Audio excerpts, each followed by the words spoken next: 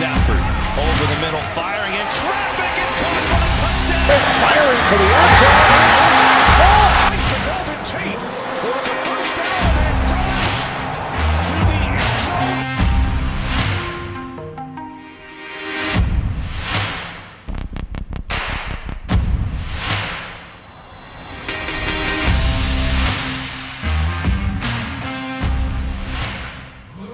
All right, Blue Kool-Aid drinkers, we are back. It is June 10th. We're recording at 9:20 p.m.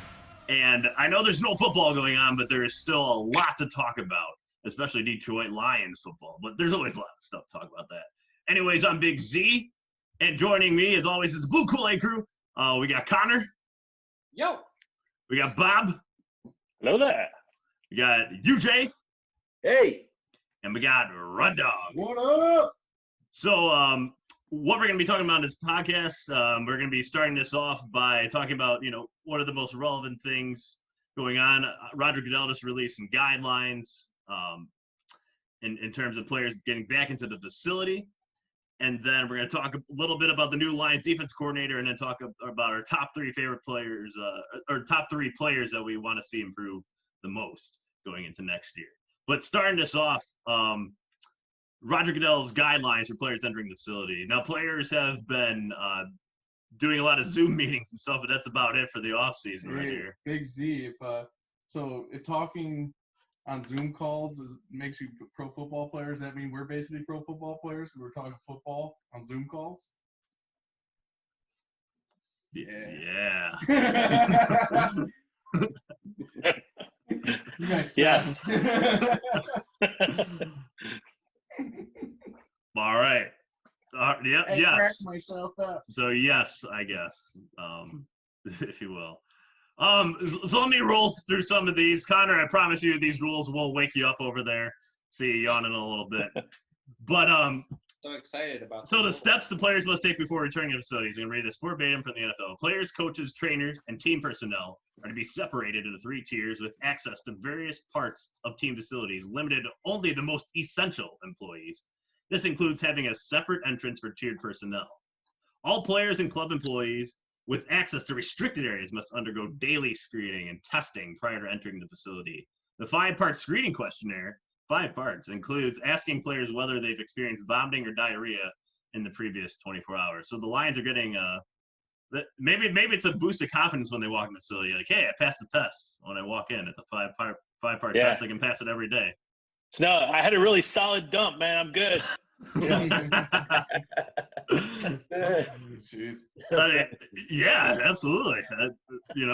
Whatever. But so, I mean, do you think that this is something the players are, willing to do? I would think so, right? UJ, to just get in the facility and.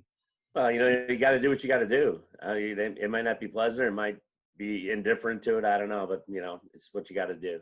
Play the game. So you just do it. They feel better going home to their families when they've all been tested. If you're going to be tackling guys on the field, it's nice to know coronavirus. Yeah, but you know what? They got to keep 6 feet apart. So, Yeah. The running back, they Air can't tackling to the running back. Like I think that. So the defense, all they have to do is spread across the field and not leave a 6-foot gap. Anyway. Social distance. Carry-on's going to have some huge gaps to run through. It's going to be awesome. Yeah. Right? I mean, personally, you got to do what you got to do to play football, and that's the most important thing. I wouldn't care if they said, okay, just go out on the field and practice like normal. I get people are worked up over this. I think I guess I'll keep the rest of it to myself. I just think it's a little blown out proportion, as you asked. So here's a more interesting one. I want to know how it's definitely different. So locker rooms must be reconfigured to allow players to maintain 6 feet of social distance at all times. Signs will be posted to discourage shaking hands. Furniture and common areas will be removed, and extensive cleaning protocols, including of equipment, will take place multiple times a day. That one seems a little more like that. That's where you feel the change in the locker room, especially if people are 6 feet apart. That's just not how anybody's used to playing the sport growing up or anything like that. Right. I doubt that's going to get obeyed. Like, people are already shattering these rules, so. And the Lions have like ping pong and stuff. Does that mean they can't bond in the locker room like that anymore with all They're this getting bigger equipment? tables now. Bigger Yeah. ping pong tables. Really big. Better carving. It's like Yeah. tennis courts with a ping pong ball. Yeah.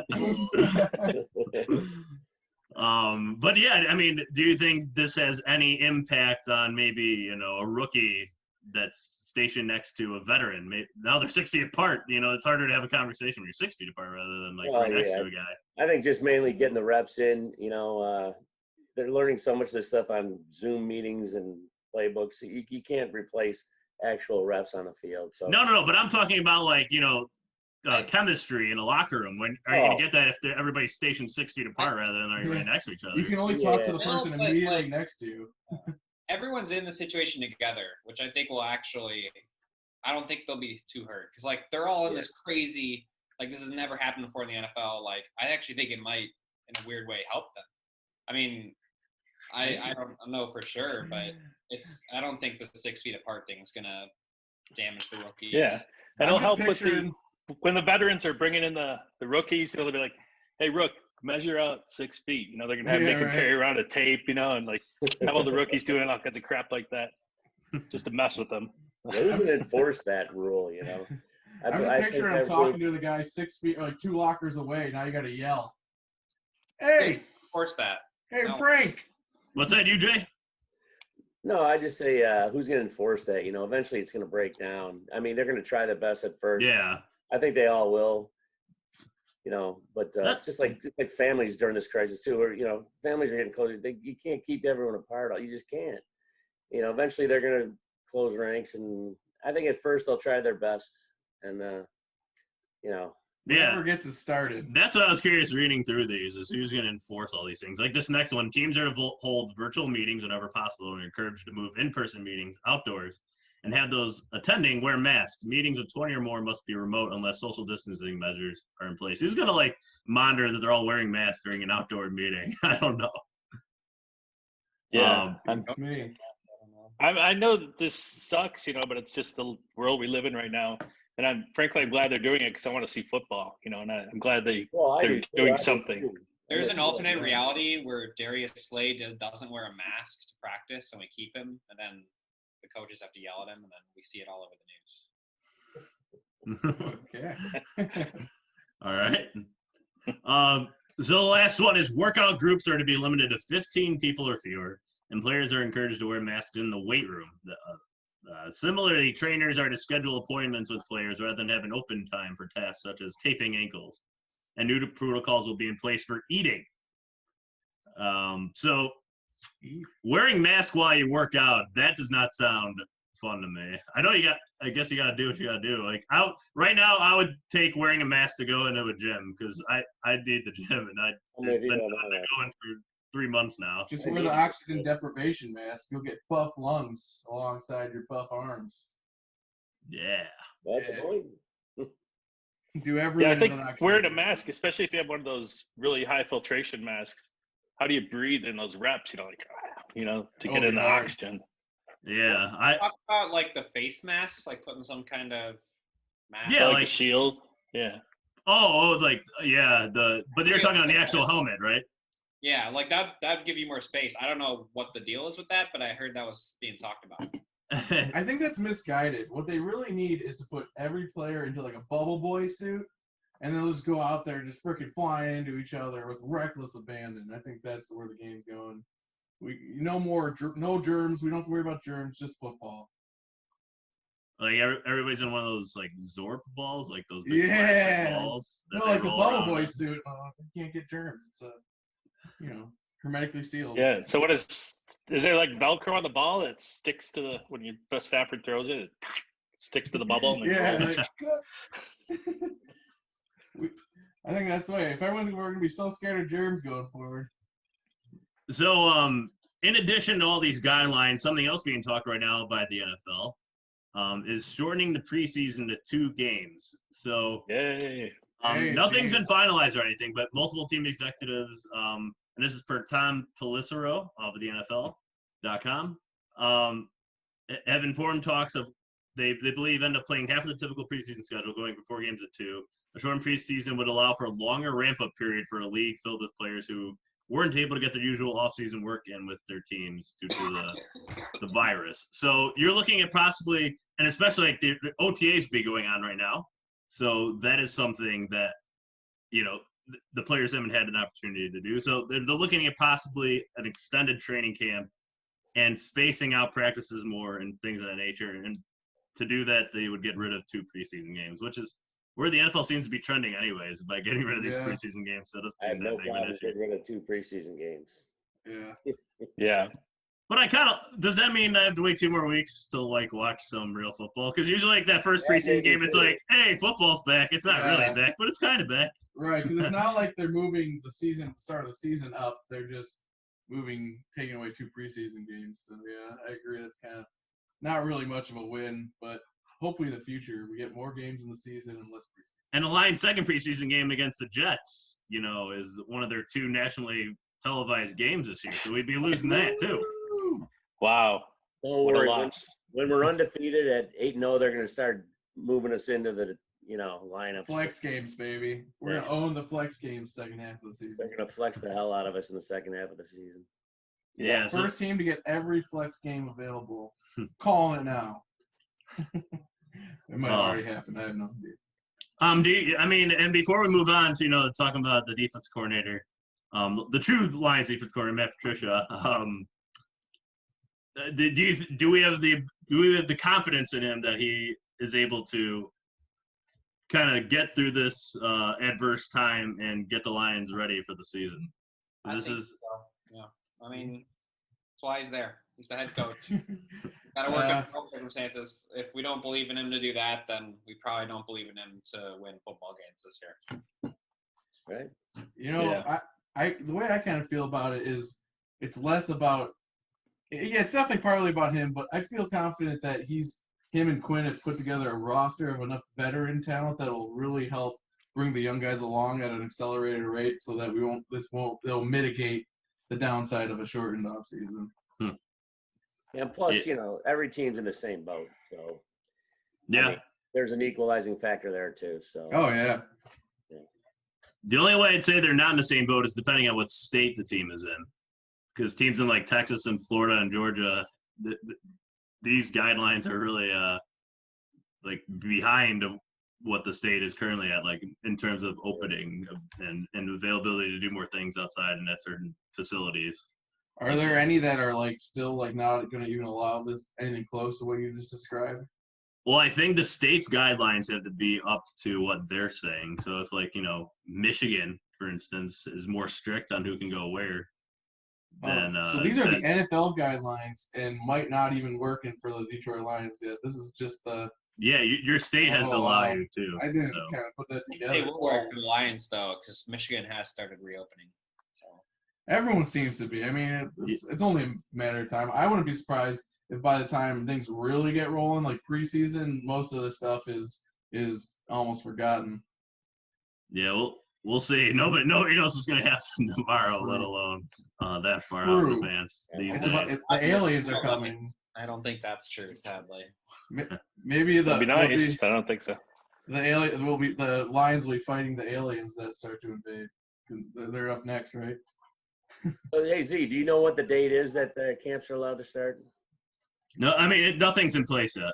Nothing's in place. These are again like they would have to know about these like preseason games being cut down to 2 to come up with a schedule. So nothing's in place yet, for sure.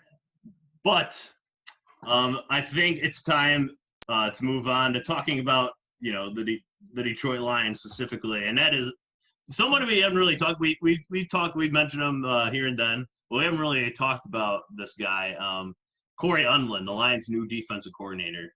Now we'll get into his coaching career, but I just wanted to give you a little bit more about this guy. Let's give him a little character. So he was born in St. Cloud, Minnesota, on June 29th, 1971. So his 50th birthday is coming up this year.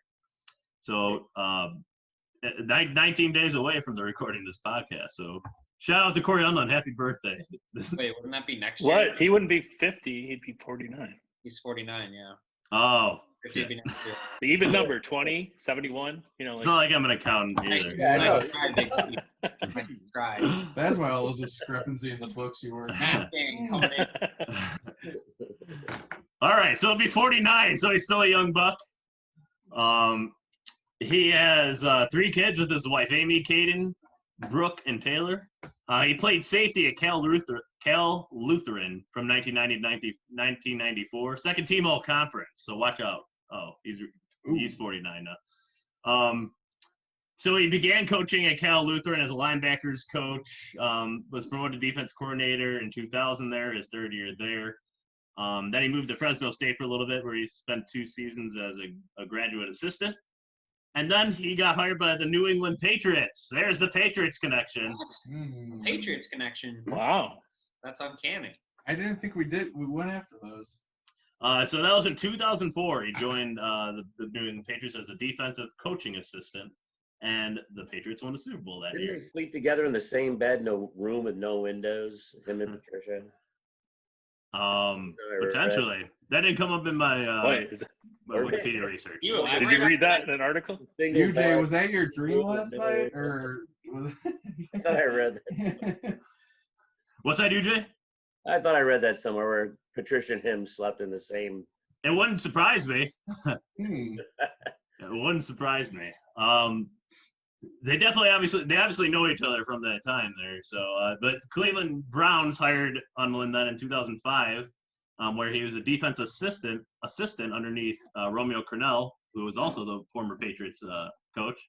And then in 2007, he was promoted to secondary coach for the Browns, and then assistant special teams coach. And then he was promoted to defensive backs coach in 2008. So then off to 2009, he goes to the Jacksonville Jaguars, where he's a defense assistant, following Romeo Crennel there as well. And then he was fired in 2011 along with the rest of the staff in Jacksonville. Then 2012, he was hired defensive quality coach for the Denver Broncos and promoted defensive back coach in 2013. I'm just going through the list because this guy's been through a lot. And then in 2015, he was hired by the Eagles to be their DBs coach. So he's been hardcore DBs coach for most of his career, if you haven't noticed. And then in 2018, he was part of the Eagles staff to beat the Patriots, and he's still defensive backs coach then. And that was when the Eagles won 41-33 over the Patriots. And then the Lions hire him as defensive coordinator. So Big Z, you forgot the time he won his Madden championship when he was in high school playing a Madden tournament with his friends. I think it's kind of interesting to note that most of those defenses were 4-3 schemes, except for Cleveland, which he did do some work with the 3. that is a good point. That's a very good point. I'd also note too that with the Eagles, he survived a coaching regime change, and they liked him enough to keep him on, and he stayed with them.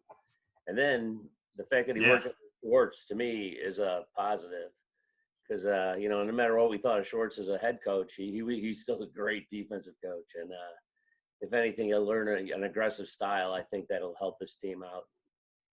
Yeah, absolutely. We need more aggression, that's for sure. I mean, what do you think Unlin's going to bring that Paul Pasqualoni? I'm glad I remembered his name because he's so memorable. I think Pasqualoni's 50, isn't he? At least. Hopefully, he just brings competence. I heard he's like a very intense coach, like very animated on the sidelines. So I think he'll bring a different level of intensity right off the bat. As long as he brings confidence, that'll be enough, because Pasqualoni was incompetent at the NFL level. Yeah, and this is a first-time defensive coordinator, but man, this guy has been through several organizations, so he's been around the block a few times. Definitely a veteran of the NFL, at least. Maybe not somebody that's been in that position before necessarily, but definitely a guy that's been around and worked with a lot of players in the league and a lot of coaching staffs and people. Oh, Yeah. He was helping coach at the Eagles Senior are What's that, UJ? I'm sorry, he was helping coach at the Senior Bowl, wasn't he? They were showing some videos of him talking to the players and stuff. He sounds like a very engaging kind of guy that some of the players would really relate to. Well, Yeah. And that was one of the notes on him when they hired him. But one of the first things that we heard about him was that the players seemed to really rally around him. At least that's what we heard from a lot of the Eagles players. that. What was that, Connor? That you were on to? I was going to mention how like a lot of Eagles fans are down on him because they didn't have a great defense, especially against the pass. But they also were plagued with a lot of injuries last season. And but the Eagles organization is really high on them. I heard that if Schwartz left, like he was basically a slot in to take over the defensive coordinator position. So clearly, like they're everyone there feels good about him. So that makes me feel better personally, not knowing about him. Oh yeah. Yeah. So Yeah. I mean, what do you think schematically we're gonna get out of him that we weren't getting with Pasqualoni? Or is it just a different voice in the room and Patricia's still making the final call? Or is this guy gonna, do you think, It's have hard to more know. say? It is hard to know. If only we had Hard Knocks to maybe Yeah. give us. Well, it would be like it would look like Oh. this, a Zoom call in a camp, you know. Why are you doing this to me, Big Z? God, you bring up sore wounds.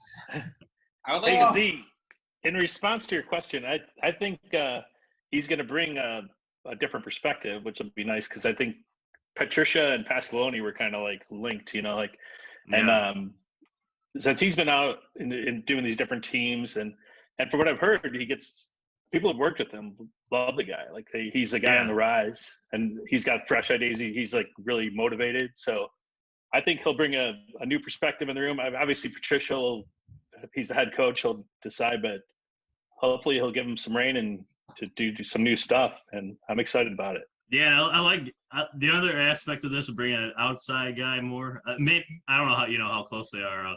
We're outside of outside of football in the NFL. But in terms of like Pasqualoni, this is the guy that gave Patricia his first chance in college and was a big mentor to him, it seemed, growing up. So I wonder how much input Pasqualoni had and like Patricia not getting back, like putting his own ideas or something like that because this guy was a mentor. I don't know if that happened.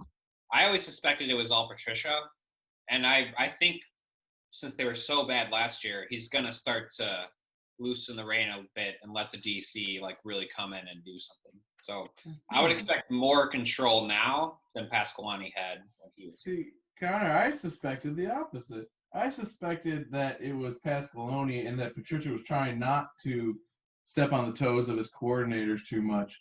I mean, we'll never know, right? We'll never be sure unless they do like an expose or something. But I got the sense that he wasn't micromanaging his coordinators, and that was part of his problem. Not that he wasn't even stepping in enough. Like he was just watching them, let them do their own thing, and fail as they might or succeed as they might. But we'll see. And this guy, I don't know, he's got a lot of history, so I think if Patricia will want to listen to this guy, he'll bring a lot of good input. Yeah. So I think that it's going to cover a defense coordinator for now. I'm sure we'll have a lot more things to talk about him, especially if we ever get into a training camp. But it's kind of all speculation right now, unfortunately. That's all we can do is speculate and predict. Yeah. But we all really know we're good at doing both those things very well. We're excellent. Our records have matched the Lions every year who've done this podcast. That's right. Perfect records, though. So the final part of this podcast I wanted to do was just everybody has a little list here. The top three players that they want to see improve. So we're talking about Unland. We're talking about improving the defense. And in part of that, I want to do top three players that we want to see improve next year. So I'm going to kick off my list. I'll just say number 3 right now. Will Harris. This guy has got to step up.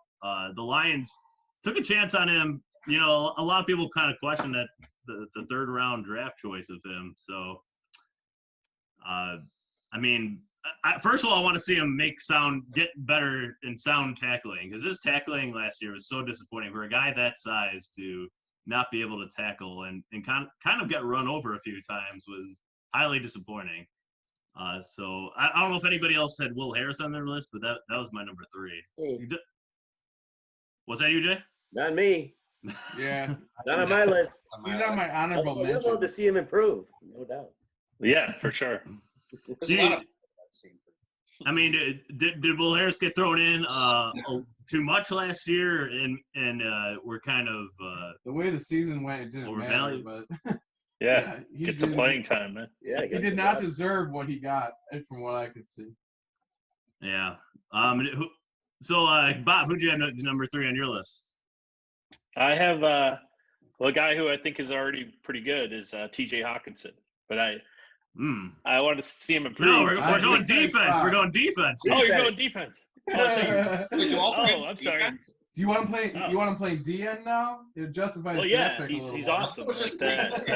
Yeah. Sorry, I thought it was just a general No. player. Sorry, All go to right. the next guy. My list has gone to shit then because I thought it was just players. All right, you, Jay. Come back to Mine would be Deshaun Hand. Yep. He's already a very good player, but I just want to see him get over this injury bug that he seems to have had since he's been in the league. And if he comes around, I think he's going to really, really elevate this defense with his play. So he's my number 3 guy that I would really like to see improve. Yeah, and we just need him on the field, like you said. Exactly. I mean, that's it more than anything. Not so much his play, but just being there, being available. Yeah, Oh, yeah. that's a big thing. You know, you can't improve if you're not going to be on the field. Yep. How about you, Red Dog? My number 3 is this guy probably won't see the field as much as he might like, and it could be for his best benefit. But Amani Warrior, I really think this guy's got a top-notch ceiling, and I want to see him to continue to improve on what he built on his rookie season. Yeah, so do we see Amani Warrior? We don't see him starting probably yet. Well, he's got stiff competition between Trufant and Okuda. Yeah. But, I mean, you never know. He has a year on Okuda, and he has really nice measurables. You never know. Okuda's starting. Bob Quinn has said as much. Yeah. I don't think I would hope so. that's why I think a Warrior's role is probably, well, first of all, obviously a backup if someone gets injured, but in terms of if everybody's healthy, nickel packages, I would say playing the slot, but we have a slot guy. So. He's not a slot. He's an outside corner. But I know.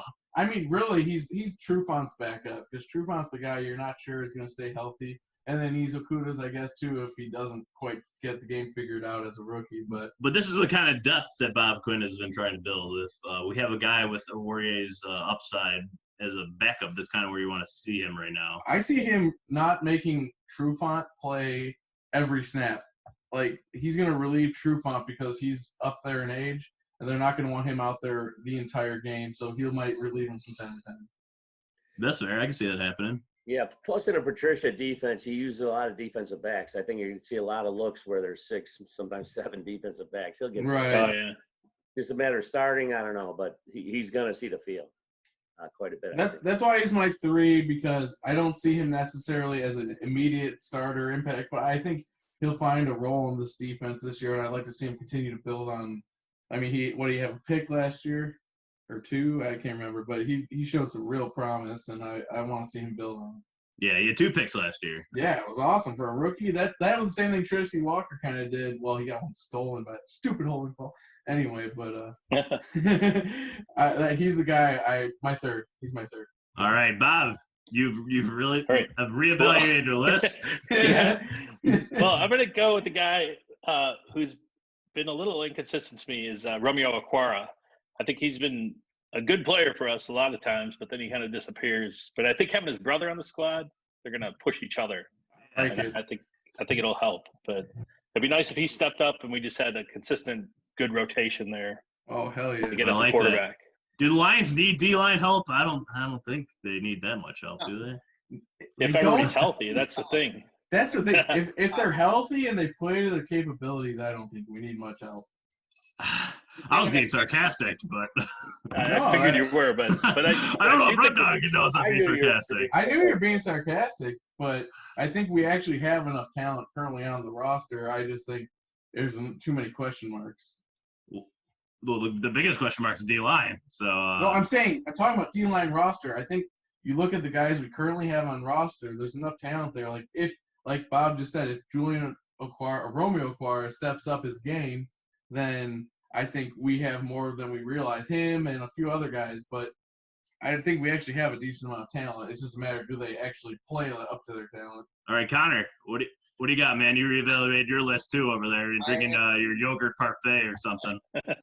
my sister brought me some ice cream. Ah, yeah. Oh, so nice. I'm gonna go with Tavai.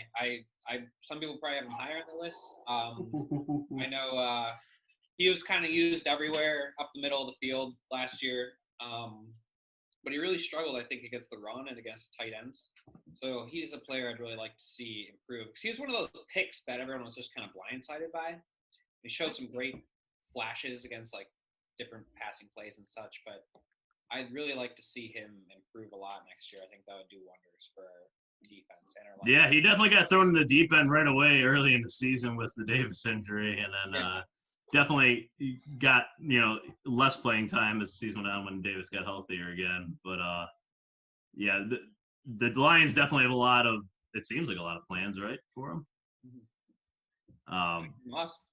It seems like he's got a lot of potential.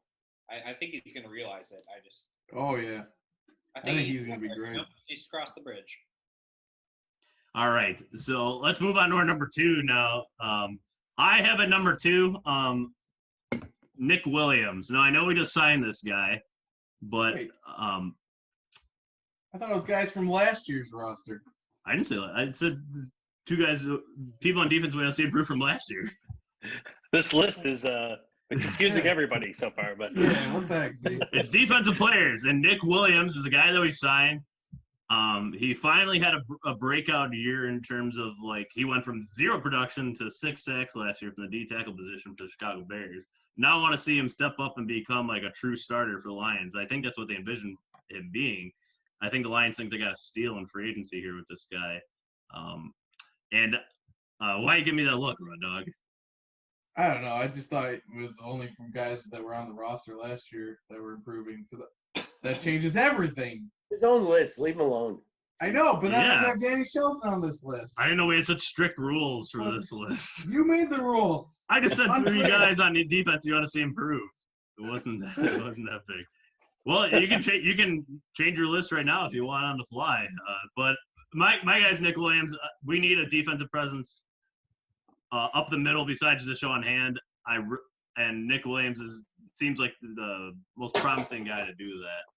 In terms of a guy that wants to see improved, and we need to see improvement badly.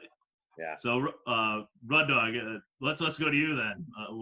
What do you have at number 2 to change your mind? List on the fly. Danny Shelton. I was gonna have Deshaun Hand because, like you, Jay, said, but Danny Shelton. I mean, he really upped his game last year and showed he's more than just a run stuffer, and he was active in the pass game, contributed. And if that guy continues to improve, he's a first-round draft pick with great attributes that could become a dominant nose tackle in the NFL. And, oh, my God, if we signed him on the deal we did, we might have just got one of the ultimate steals. Yeah. And Sheldon was on the Browns, then the Patriots, now the Lions. So hopefully he's finding his last home. Would you just look up? Yeah, he had 3 sacks last year as a nose tackle. And, I mean, you watch his highlight film. The dude is not he's not just a space eater. He moves pretty well for a giant dude. And he could definitely replace a Snacks production plus if he continues to improve. On a much cheaper deal. On a much cheaper deal. So, yeah, now that with the new rules of this list, he's my number 2. All right. How about you, Jay? My number 2 guy, I'm going to go with Tavai. Connor was number 3 guy, but I think Tavai has the potential to be. I think he's the potential to be one of the top linebackers in the league, top middle linebackers. I think he just scratched the surface last year, and he's obviously not afraid. He hits the hole hard. He's a rough tackler. He's a punishing tackler, and he's big. I mean, I think he just fits Patricia's defense, and I'd like to see him make the jump to the next level, and I think he could be really good. So what's a linebacker in the NFL that would you say is at that next level that you want to see him get to? Like comparison compared to another guy? Van Noy? I don't know if he's a Van Noy type though. To me, he's more of a middle linebacker. I think Van Noy is more of a rush linebacker. I was just trying to think of linebackers that big that have high production. Hightower? To continue the Patriots comparison? Yeah, he could be. So I don't know. I didn't think about comparisons. I just think that he could be a very effective player in our defense, and he's going to be a punishing tackler. He's going to be kind of an enforcer in there that we can really use. I just think if he improves, gets to the next level, he's going to really help the defense out. All right. How about you, Bob? Okay, my number 2 guy. I will go with the linebacker room as well, but Jared Davis.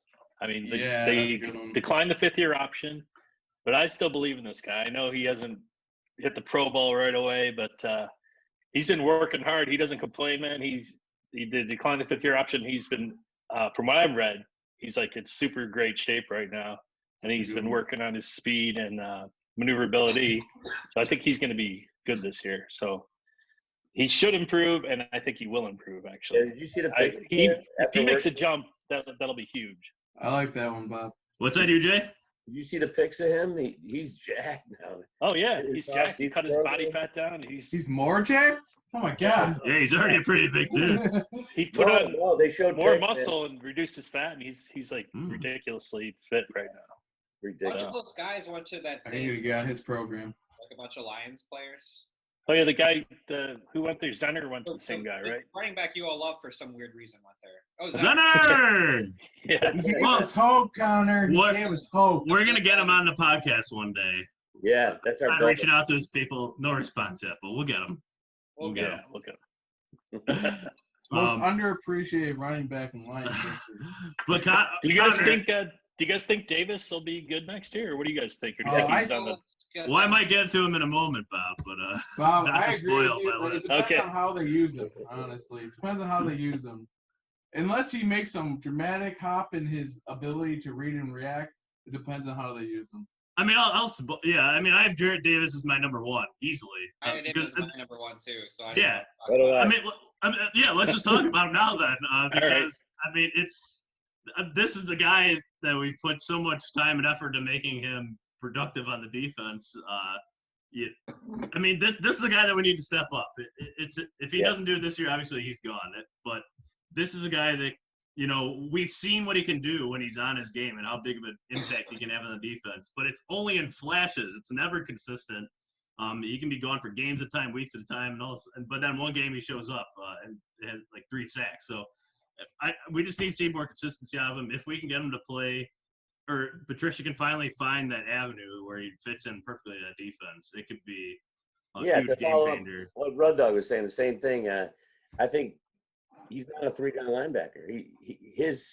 He's so skilled. I mean, he's so talented and so athletic. We just find it the right niche for him as a pass rusher in certain situations. He could be elite at that. I don't think he's going to ever be elite as a 3-down linebacker, read and react linebacker. But if we find that spot for him to use him correctly, he could be maybe an elite person in that role. Sort of like Van Noy. It feels like we've just been misusing him. Like it doesn't feel like the talent's not there. It just doesn't feel like he fits into the scheme Patricia wants him to fit into. Right. Which is disappointing because not just Patricia, but before him, I feel like we've been promised this defensive scheme that like tailors itself to the defense, right? Or to the players. Not like the scheme that demands something out of the players. They find their strengths and use them to their absolute utmost. And Tavon Austin said the same thing and failed to use Kyle Van Noy, and then he goes to the Patriots and tears it up. And now we have Jarrett Davis, who's super athletic, and we can't really figure out his role. It's like they keep trying, no matter who we get, they try to fit guys to the round peg and the square hole, so to speak. And it's like, what the heck is going on? Well, that's a different coaching staff we're talking about. No, I know. I'm guys. saying I'm like- we've been promised this for 2 consecutive regimes, and we still haven't got it. At least not demonstrably. I haven't seen them show enough creativity to take guys who don't quite fit what they want and put them in a unique role. That's all I'm saying. We'll see if they figure it out this year. Maybe that was Pascaloni's fault last year. Yep. The Lions love, or we as Lions fans love to. Yeah, I'm not gonna get to it. But all right, let's. I don't need to get into it right now. So you, Jay, Connor, and I all had Davis as our number one. So Rud Dog, who'd you have as number one? My number one, so like I liked actually. Jarrett Davis was a really good pick because I agree the guy has sky high potential if he can put things together. Thank you. But I have a guy who's already really starting to like show his potential and demonstrate it more consistently. Who I think could be a Hall of Famer one day, and that's Tracy Walker. I want to see him to continue to build. I think this guy could be like discussed with the Ed Reeds and Troy Polamalu's. I think he is supremely talented and gifted safety, and I want to see him continue to build on what he's done so far with better coordinating. I think he could be an amazing player. So Tracy Walker, dude's got it all. He's tall, long, fast, got instincts. Oh, I'm excited to see him play again this year. You know what helps DBs put up those great stats? Pass rush. Exactly. Well, Yeah. it helps when you actually send a pass rush, like blitzes sometimes. Oh. Because even the most elite of quarterbacks and safeties in the NFL can only defend these guys for so long. Oh yeah, no kidding. With the elite quarterback play that goes on around, but it all starts with the pass rush.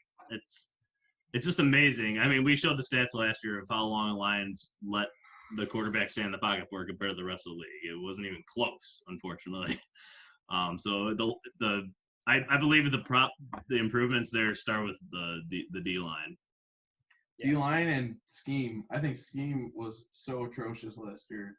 And that's why I'm excited about this new guy coming out of Schwartz's hyper-aggressive scheme, where how many times did we send more than 4 guys, like less than anybody else in the NFL? And oftentimes we only sent 3.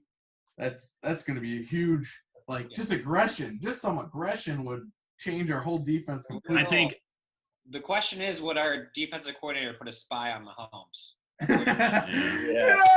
Yeah. So obvious. That's the question we all have to ask. And that's Jared Davis. We found his role. Come on. Yeah. If we can do this, why can't they? you know who that could have been was Isaiah Simmons. But Oh, don't get me started, Z. Don't get me started. So Bob, who did you have at number 1 there? Well, this isn't scientific because I didn't have my list prepared properly, but I'm going to go with Aurora. Oh, I could speak now. Aurora. Nice. Because I think this secondary could be really good, and if he steps up, I don't see him being an All-Pro, but I could see him being Pro Bowler, like upper tier defensive back. And if we had that, with Akuda, I think this could be really good step in the right direction on this defense. I mean, everything has to click. And we saw flashes of it. I know it doesn't seem like it last year, but if you think of for certain games where everything was like moving together, there is potential on this defense from the coaching standpoint. And I think our overall talent's gone up. And I think if he steps up, that'll be a big piece of it. So that would be huge if he stepped up. So nice. Well, I definitely. You're gone. Yep. Hold on. What happened? Technical difficulties. I definitely think that I believe our overall talent's improved too. I don't think people understand the depth that we built, to be honest with you. I think it's very underrated, the amount of depth that we built. Well, people just react because we lost Slay, and then they right. It must be so much worse, but they don't every other move we made. You know what we did on the front end too? Like, people, I see so many people criticizing us for dropping Kennard because he was this hard worker and he had 7 sacks. But that just tells me you didn't really watch the Lions defense last year, because if you did, you realize Kennard was feast or famine, and his 7 sacks came so rarely throughout the season. In between, there wasn't a whole lot of pass pressure. And Jamie Collins, I think, is a huge upgrade in talent and capability over Devin Kennard at this point in their prospective careers. I hope you're right about that. I mean, proven-wise, I guess. But, yeah, I mean, maybe Kennard will go on and tear it up for what? He go to the Cardinals? Yep, Cardinals. And I hope he does well. But I think Jamie Collins is a better player, definitely at this point in their careers. Hey, Big Z, I don't mean to put you on blast, but you did skip my number 2 pick. Oh, my bad, Connor. Oh, my bad, man. Wow. I thought you had to buy it too for some reason. That's why. I had to buy it 3. My bad. It's not an exciting pick. I was just gonna say Deshaun Hand. He's proven. There's nothing to say about him. I just need him to stay healthy. But I just wanted to get it out there for the record books. Oh, my bad, Connor. So it's off my chest now. Thanks. See. I was letting you enjoy the your ice cream over there. That's what. It was really tasty. So I think. Should he do his number 1 now too? Well, we know his number 1 now. Davis. Yeah. I already forgot. Sorry. KOOL-AID does that. Hey, let me just one editorial note before we. Ooh, an editorial note. Editorial note. Editorial note. Editorial note. Editorial note. Editorial note. The more I've been reading about the Lions and just going over the draft and everything, this whole worst to first thing seems like it's real. I'm starting to really believe in this thing. So maybe it's the KOOL-AID talking. Yeah. But I could really see this thing happening, and that we actually have guys who could be true. Really good players, like our rookies and stuff. I'm excited. So anyway. Hey Bob, I saw some supporting evidence to your claim just now that this guy on YouTube who's like this coach who just does, or former coach that just does these in-depth breakdowns of actual like does like really good analysis on players and what they do well and stuff. And he said he made a compelling video about how the Lions are going to win the North this year. And this guy's not a Lions fan; he's a Patriots fan. And he just does his analysis as like a professional, so to speak. And he looks at it and he just sees what we have going on with Stafford and everything. And he says we're going to win the North. So I like it. You got some corresponding evidence. Does he have a name? He's that guy on YouTube that I don't remember. He has like 50 views. No, he's not. He's good. Oh my God. Fine. I'm gonna look it up. I'm gonna look at my YouTube history. You caused this. You brought this up. Oh wait. No. Why are you looking it up?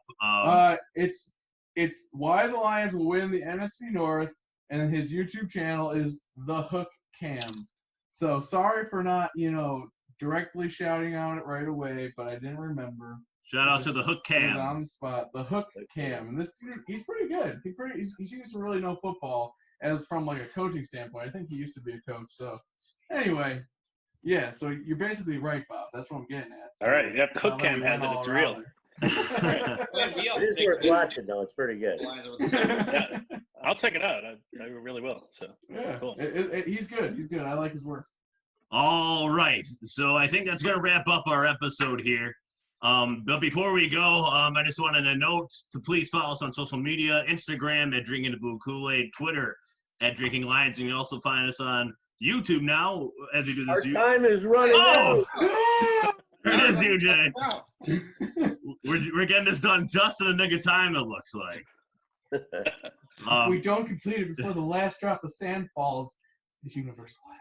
And if you're listening, via podcast and not looking at the video, UJ has this huge-ass hourglass behind him that he started at the beginning, and it's still it's ticking down, but we're getting it down to the wire. But I just wanted to, again, mention Instagram, Drinking the Blue Kool-Aid, Twitter at Drinking Lions, YouTube, Drinking the Blue Kool-Aid as well. And we also have an email, so please reach out to us any questions you have, comments, improvements to the podcast. And we'll try to answer them to you or try to make it better. And that's drinkingthebluekool-aid@gmail.com. We want to thank everybody for listening. We really appreciate it. And thanks to producer Kid Jay as well for helping us make the podcast. And looks like we're getting done just in nick of time, UJ. So last but not least, as always, go!